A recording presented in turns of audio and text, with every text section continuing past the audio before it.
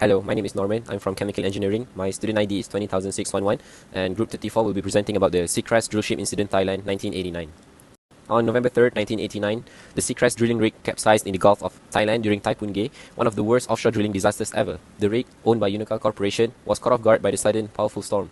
Typhoon Gay brought winds over 185 kilometers per hour and waves taller than 12 meters. Despite being designed for rough seas, the Seacrest couldn't handle the storm. It flipped over quickly, giving the 97 crew members, including 34 Thai nationals, almost no time to escape. Sadly, 91 people died and only 6 survived by clinging to debris. Rescue efforts were difficult due to harsh weather and the rig's remote location. Investigators found problems like delayed weather warning and poor storm preparation. The disaster led to stricter safety rules, better emergency plans, and improved weather alert systems in the oil and gas industry. The Seacrest tragedy is a reminder of the risk of offshore drilling and the need for strong safety measures. Hi, my name is Sim Chings, and I'm going to talk about the accidents of the secret drill ship which happened in 1989. For these accidents, it happened at the coast of Thailand and caused 91 people of death with many of the injured. There are few factors that contribute to these accidents, which are the poor maintenance, management failures, inexperienced master, SOP violations, and the last one is about the typhoon. Due to all these factors, it has been caused the explosions that destroy the rich and tripping the survivor, so that it has been delaying the rescue effort due to the insufficient firefighting equipment and training. Also, the Thai government rejected the international assistance. In this afterwards, victim families received the compensations and the new offshore drilling safety standards were also enforced. These accidents have highlighted the urgent needs for the better safety regulations and oversight in the industry. And that's all from my part. Thank you. On the technical and engineering issues, I will be presenting on how the Seacrest drill ship incident is an example of how harsh weather conditions and technical issues can lead to disaster at sea. Drill ships, unlike jackup rigs, are highly vulnerable to strong winds and waves, especially during drilling operations. The Seacrest incident is a clear case where a lack of proper stop work procedures contributed to the accident. One major issue was the ship's stability. Investigation revealed errors in the wind overturning moment calculations, which were approved by the American Bureau of Shipping, or ABS. These errors may have reduced the ship's stability margin. Additionally, the drill pipe remained connected to the derrick as shown in the figure, instead of being laid down during typhoon.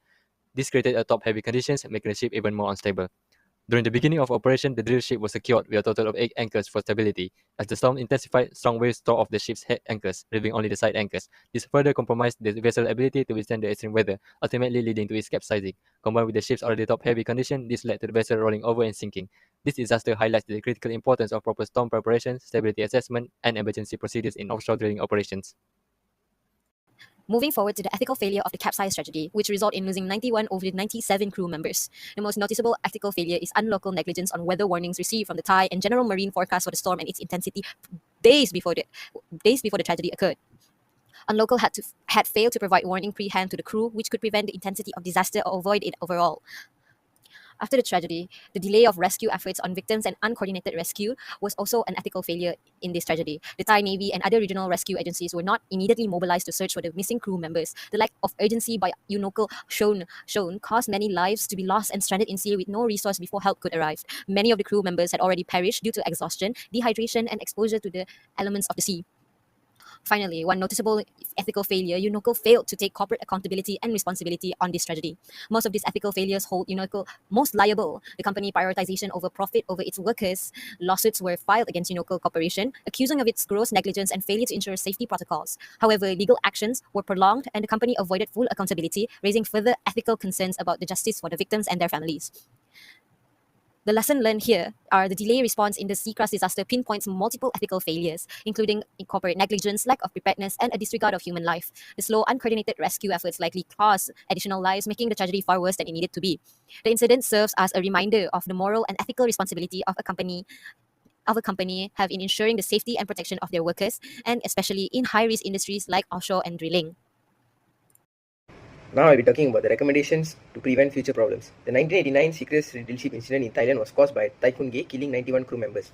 To avoid further catastrophe like this from happening in the future, few recommendations can be implemented, such as implement better weather monitoring and early warning systems, such as automated alert systems and satellite-based surveillance.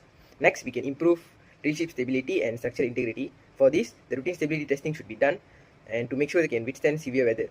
Besides that, plans for emergency reaction must be followed. Evacuation protocol should be established for this.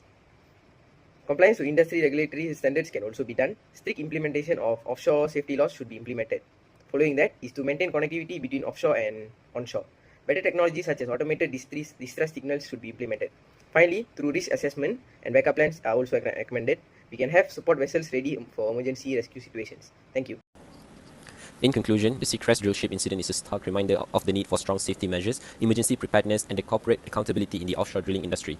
When the Seacrest capsized during Typhoon Gay 1989, it exposed serious issues with weather forecasting, safety protocols, and UNOCAL Corporation's practices. The loss of 91 lives shows the dangers of ignoring safety standards. The disaster led to better safety rules, include improved weather monitoring, emergency responses, and corporate responsibility. Learning from such tragedies help make offshore operations safer and protects workers' lives. That's all from our group. Thank you so much.